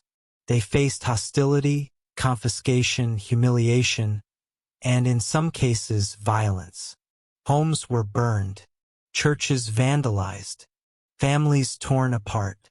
Among the most poignant stories were those of Native American allies, tribes like the Mohawk, who had sided with Britain in the hope of halting American expansion. Their reward was devastation. After the war, their lands were ceded without consent, and they were abandoned by the very empire they had supported. Some relocated to Canada with Joseph Brant.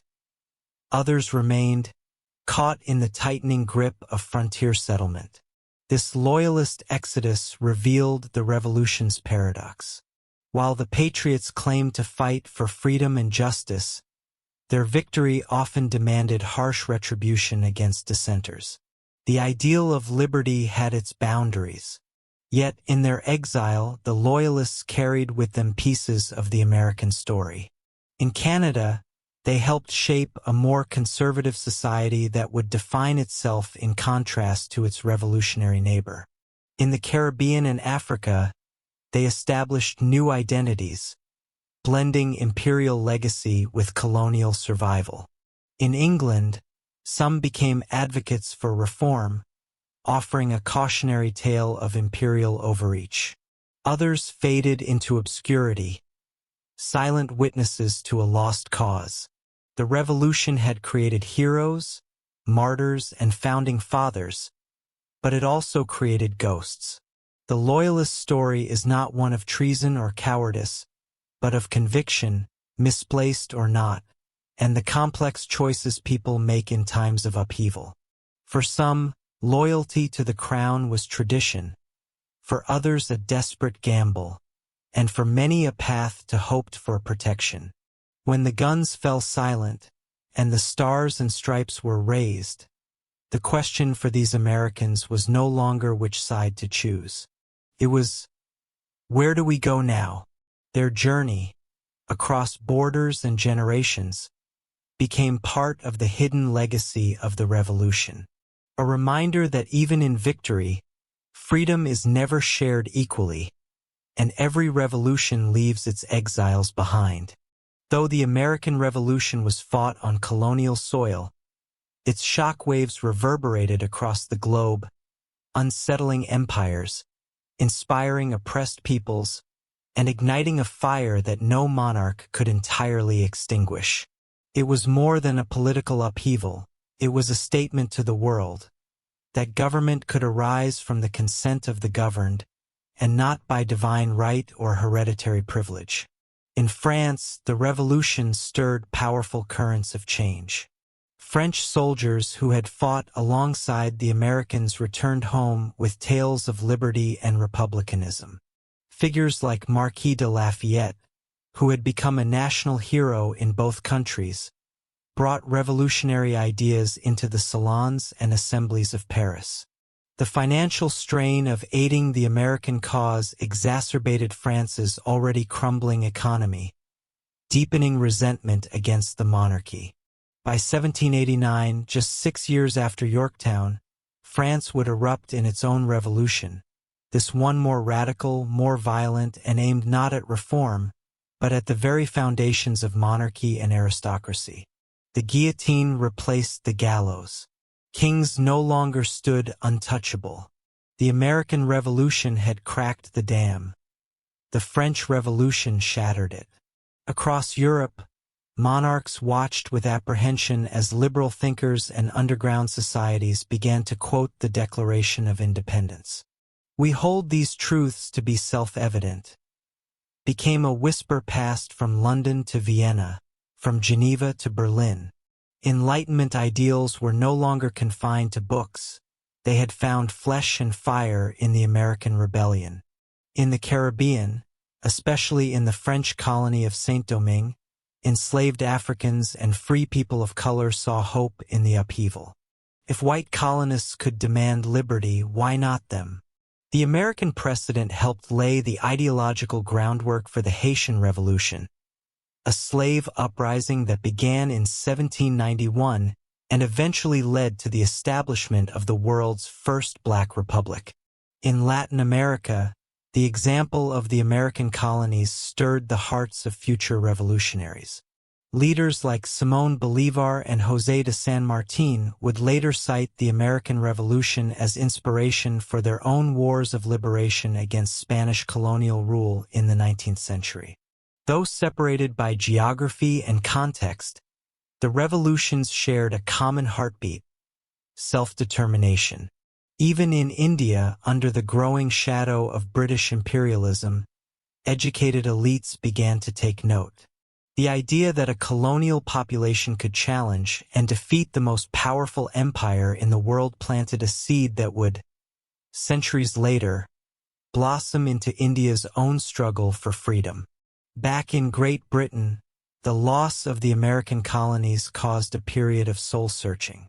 Parliament began to reconsider the nature of empire and governance. While the British retained their colonial holdings in the Caribbean, Canada, and India, reforms slowly emerged, including the gradual extension of civil rights to more citizens. Though bitterly humiliated by the loss, Britain ultimately became more adaptable in its imperial approach, an irony born of defeat. In the United States, the international admiration for its revolutionary ideals was met with growing tension between promise and practice. Foreign observers marveled at the rhetoric of freedom, but also noted the persistence of slavery, the subjugation of native peoples, and the limited definition of citizenship. These contradictions would haunt the American Republic for generations, forcing it to wrestle with the very ideals it had exported. The revolution also sparked an evolution in warfare and diplomacy. It demonstrated that asymmetric warfare, where poorly equipped militias could resist professional armies with the aid of terrain, ideology, and foreign alliances, could succeed. Future rebellions, from South American uprisings to colonial independence movements in Africa and Asia, would echo this strategy. The power of narrative, too, became clear. The American founders not only won battles, they won hearts. The language of the Declaration of Independence, of unalienable rights and life, liberty, and the pursuit of happiness, became more than a national motto. It became a global aspiration. Yet the legacy of the American Revolution was not universally liberating. The rise of nationalism, born partly from revolutionary fervor, would later fuel wars and divisions as well as freedom movements. The spread of republicanism threatened not just monarchies but also indigenous cultures, as expanding American ideals often clashed with native autonomy. Still, the flame kindled in 1776 refused to die. The revolution had declared that the people were sovereign, that governments were accountable, and that freedom was worth sacrifice. It was not the first rebellion in history, nor the last, but it was the one that rewrote the script.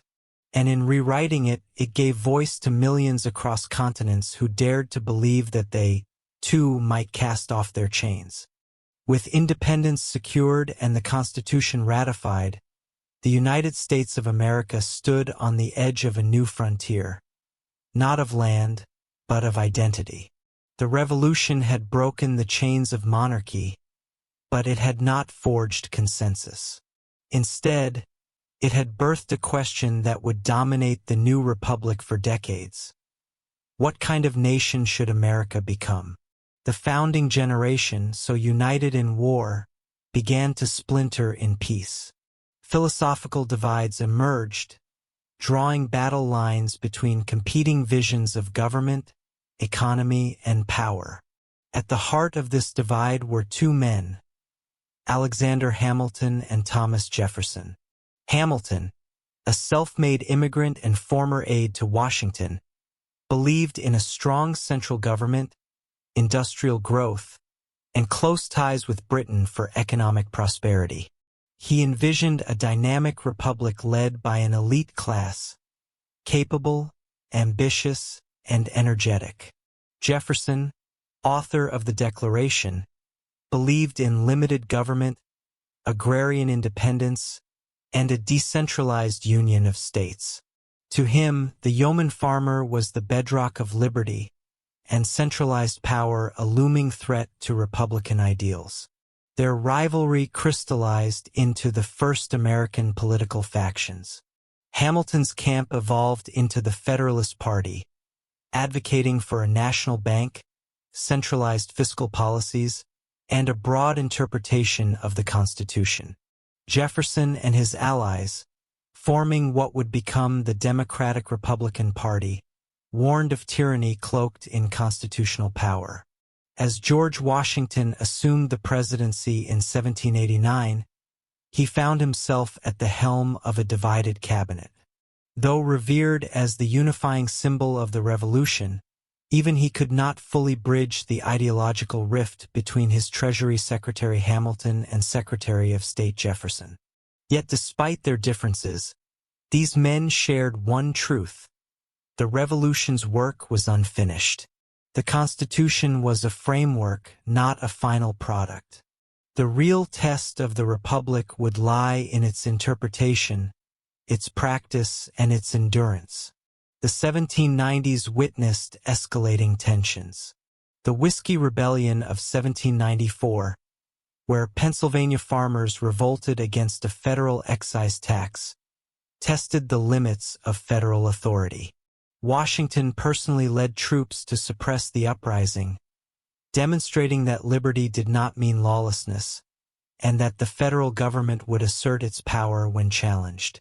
Internationally, the French Revolution tore through Europe, and its echoes reached American shores.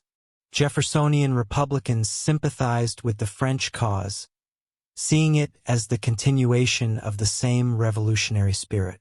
Federalists, however, recoiled at the chaos and bloodshed, fearing that importing French radicalism would destabilize the young nation. These external pressures fed internal paranoia. The Alien and Sedition Acts of 1798, passed by a Federalist-controlled Congress, targeted immigrants and restricted speech critical of the government. For many, it was a betrayal of the very principles the Revolution had enshrined. Jefferson and Madison responded with the Kentucky and Virginia resolutions, asserting that states had the right to nullify unconstitutional federal laws, a doctrine that would resurface in darker chapters of American history. In the election of 1800, the Revolution reached a second turning point, not in arms but in ballots. Jefferson defeated John Adams, marking the first peaceful transfer of power between rival parties in American history. It was a moment that astonished the world. No purges, no coups, just the quiet transition from one vision of the Republic to another. Jefferson called it the Revolution of 1800, and indeed, it reaffirmed the central premise of 1776, that the people, not monarchs or generals, hold the ultimate authority. Still, beneath this democratic triumph, the contradictions of the Revolution endured. Slavery expanded in the South, even as liberty was celebrated in the North. Native nations continued to lose land, despite lofty promises of peace. Women remained locked out of formal political power, though they had kept the nation together in war and peace alike.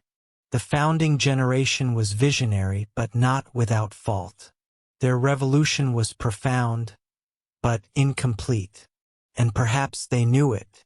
When George Washington delivered his farewell address in 1796, he warned against political factions, foreign entanglements, and the erosion of unity. He knew the revolution had lit a beacon, but it would be up to future generations to keep it burning. The struggle for America's soul had only just begun. In the halls of government, in the fields of labor, in the conscience of its people, the questions of justice, freedom, and power would echo on, not as settled truths, but as challenges to rise to.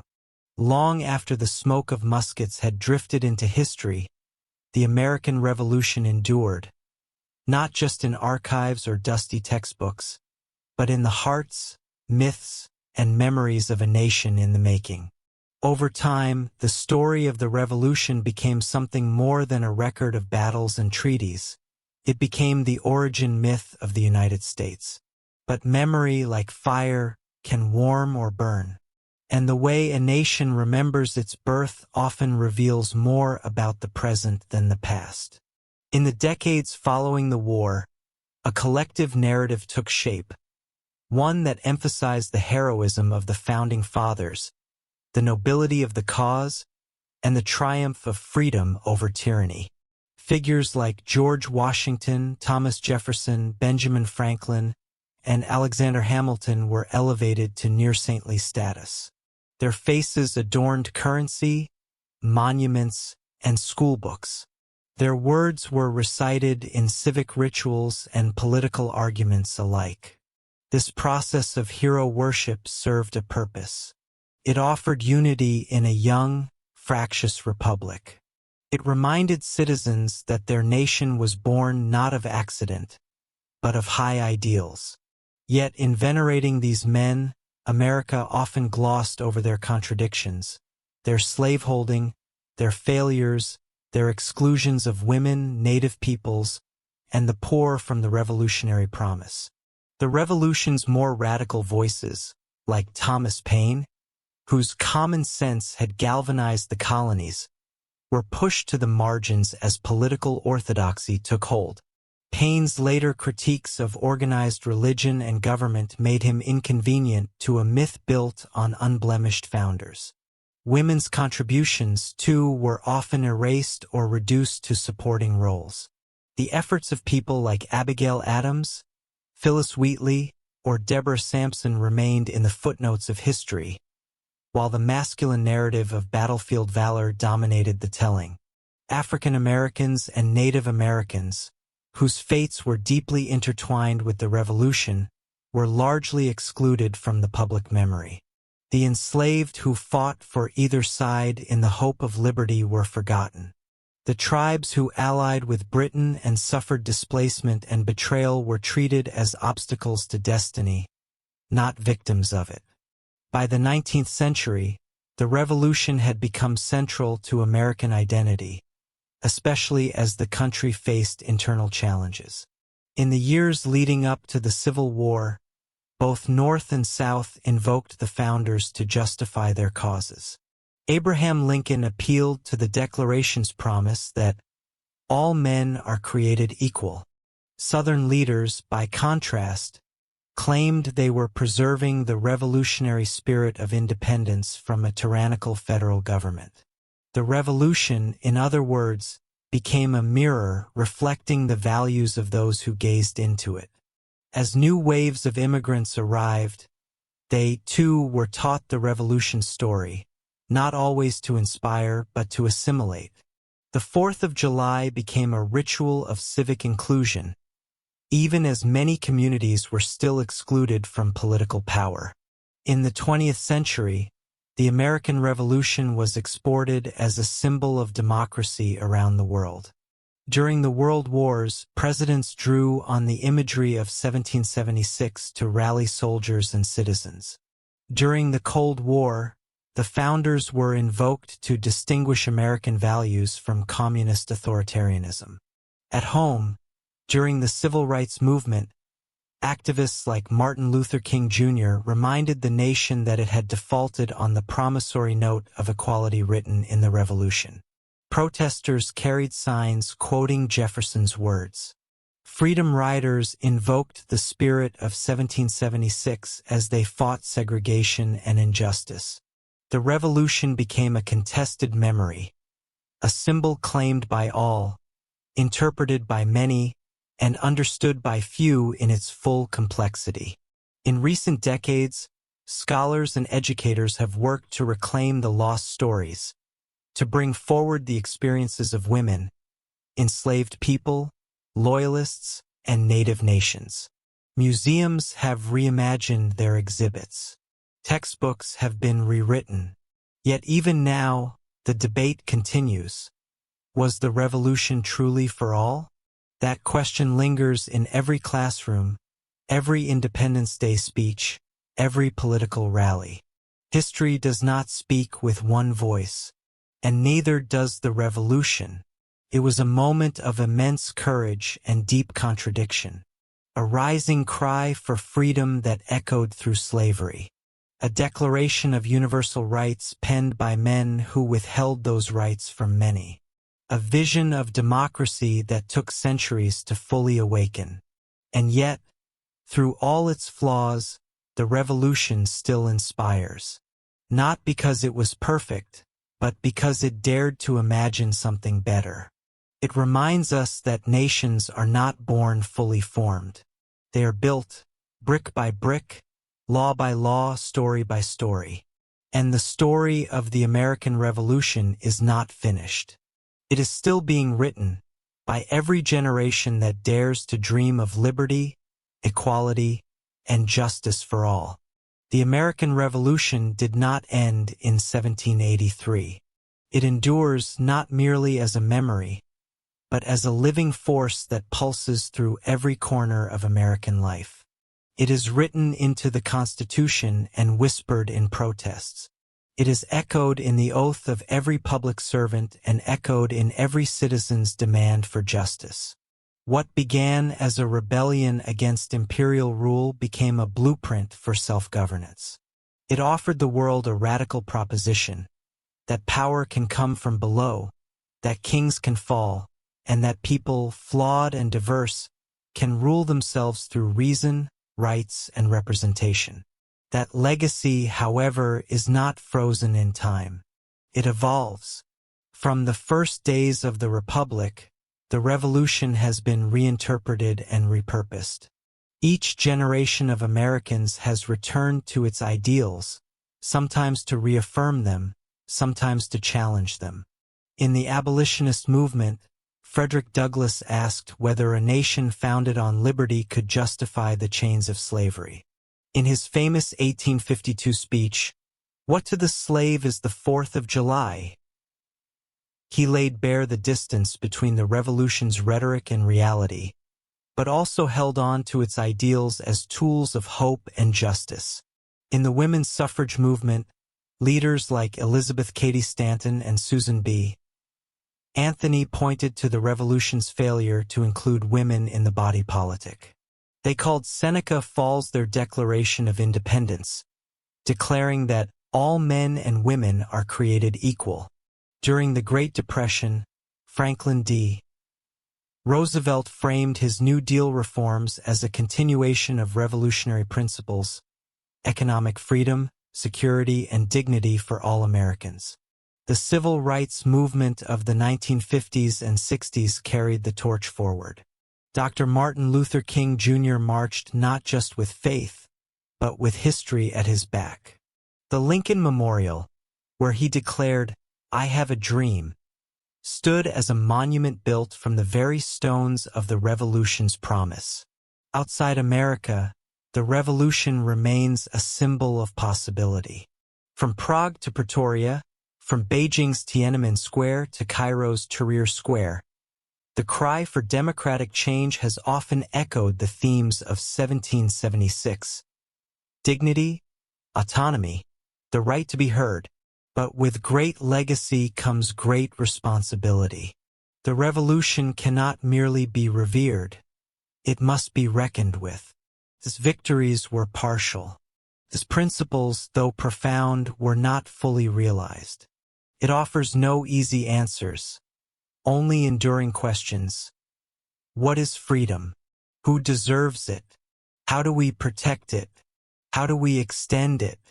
In a modern age of polarization, misinformation, and global challenges, those questions are more urgent than ever. The Revolution reminds us that democracy is not a finished project. It is a fragile experiment, one that requires participation, vigilance, and a willingness to confront discomforting truths. The founders could not foresee the world today. They could not imagine spaceflight, the internet, nuclear weapons, or social media. But they knew something timeless: that governments derive their just powers from the consent of the governed. That power must be accountable. That liberty must be defended not only from without, but from within. And so, the Revolution lives on, not in monuments or museums alone, but in the choices each generation makes. It lives in the classroom where a young girl learns the meaning of civic duty. It lives in the courtroom where rights are tested and protected. It lives in every ballot cast, in every letter to a representative, in every peaceful march through the streets. It lives in the refusal to accept that progress is impossible. The revolution was not perfect, but it was bold. It dared to imagine a different world, and dared even more to build it. Today, we are heirs to that dream, stewards of that fragile flame. And the question is not whether the American Revolution still matters. The question is, what will we do with it?